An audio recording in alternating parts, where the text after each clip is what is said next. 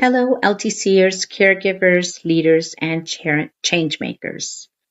I'm Saima Shaikh, a registered nurse, long-term care executive, and a licensed psychotherapist.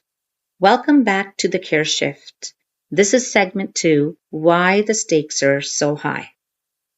If you haven't already, please take a moment to subscribe or follow so you don't miss an episode like this in the series dedicated to healing and thriving in care.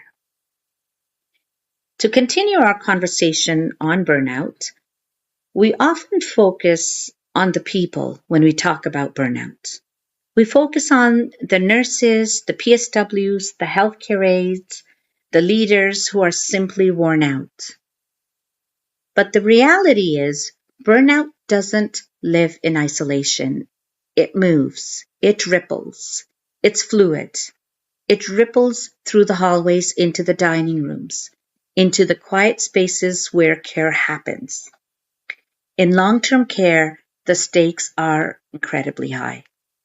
Because when our caregivers are running on empty, the whole system starts to show cracks. Quality of care suffers, errors increase, turnover rises, and the relationships, which is the heart of our work, begin to fray. Burnout changes, I find, how people show up. Eventually, it affects every person in that organization. And it is contagious.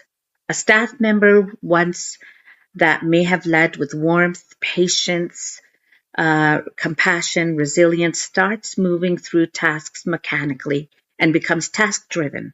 Conversations shorten, smiles fade. And residents who thrive on these connections start to feel that absence. They may not always have the words for it, but they sense it. They feel when their caregivers are not connected and are exhausted. They feel when the energy and the vibe in the home has shifted. So for leaders, as we're all leaders, whether we're in the position of leadership or at the point of care leadership, the cost is just as real. For DOCs, DOWs, managers, often that carries the invisible weight of everyone else's stress.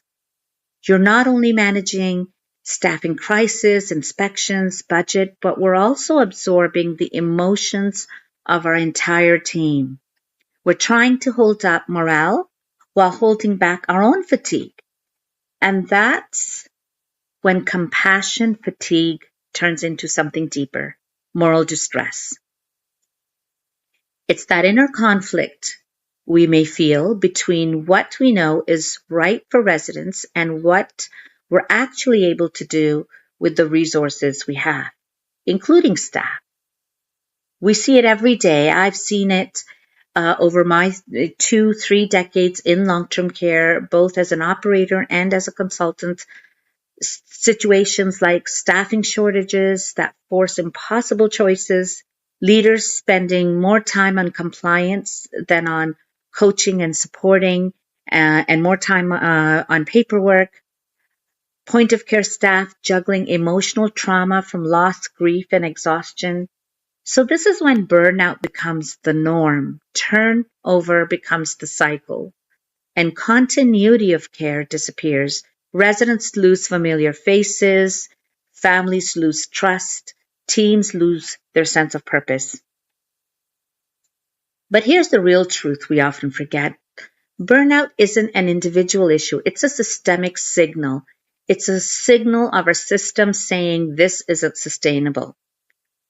When the people who give care are unwell, the system itself becomes unwell. And that's why the stakes are so high.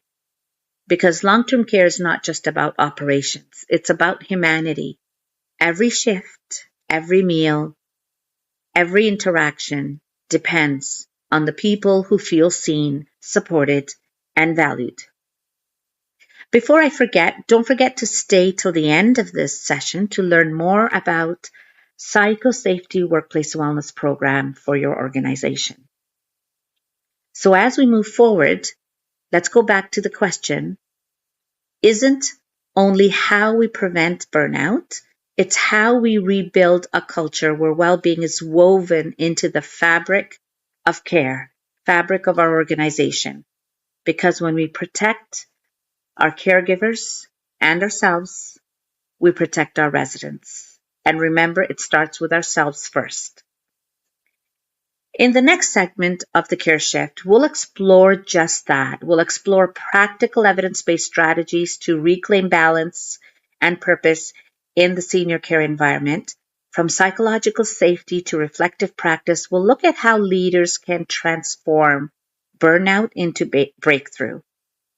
And if you'd like to learn more about the RC Image Psychosafety Wellness Program or to access resources and peer support resources, please visit rcimage.ca. Until next time, this is Saima helping you lead, heal, and thrive in the world of long-term care and retirement communities.